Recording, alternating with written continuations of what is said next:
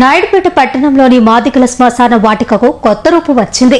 MRPS విజ్ఞప్తికి స్పందించిన వైఎస్ఆర్సీపీ పట్టణ అధ్యక్షులు కలికి మాధవరెడ్డి తన సొంత నిధులతో అభివృద్ధి పనులు చేపట్టారు.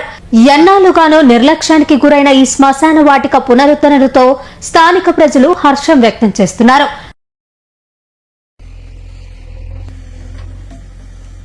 నాయుడుపేట పట్టణంలోని మాదిగల శ్మశాన వాటికకు కొత్త రూపు వచ్చింది.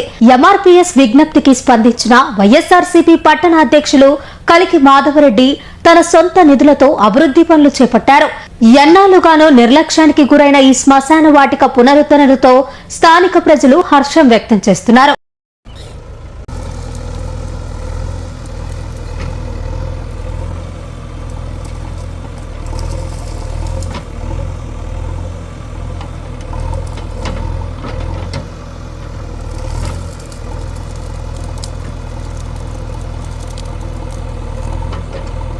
పేరు మాసారం గోపాల్ మాదిగ రిజర్వేషన్ పోరాట సమితి స్టేట్ ప్రెసిడెంట్.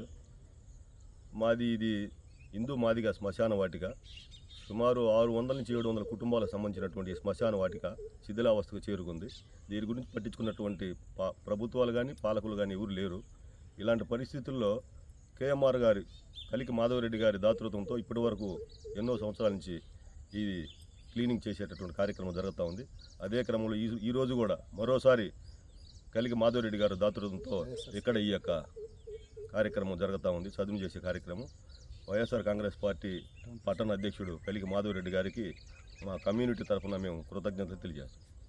ప్రభుత్వానికి మీరు వినిపించుకుంటారా? ప్రభుత్వంకి పలుసార్లు చెప్పాము కానీ అధికారులు పట్టించుకోవట్లేదు. మున్సిపాలిటీ అధికారులకి ఎన్నోసార్లు అర్జీలు ఇచ్చారు కానీ పట్టించుకున్నటువంటి పరిస్థితి లేదు. కాబట్టి కంపల్సరీ పరిస్థితిలో గతంలో ఎట్టయితే మాకు ఆయన దాతృత్వంతో ఇది చదును చేసి ఇచ్చాడో అదే క్రమంలో ఈరోజు కూడా ఆయన మరోసారి దాతృత్వం దాటుకున్నారని అందుకు మేము కృతజ్ఞత. శాశ్వత పరిష్కారం కోరుకుంటున్నారా? శాశ్వత పరిష్కారం ఉంటే దీనికి అన్ని శ్మశాన వాటికలకి లక్షలాది రూపాయలు కేటాయిస్తున్న ప్రభుత్వాలు కానీ మా శ్మశాన వాటికి మాత్రం ఏ ప్రభుత్వం కూడా స్పందించట్లే.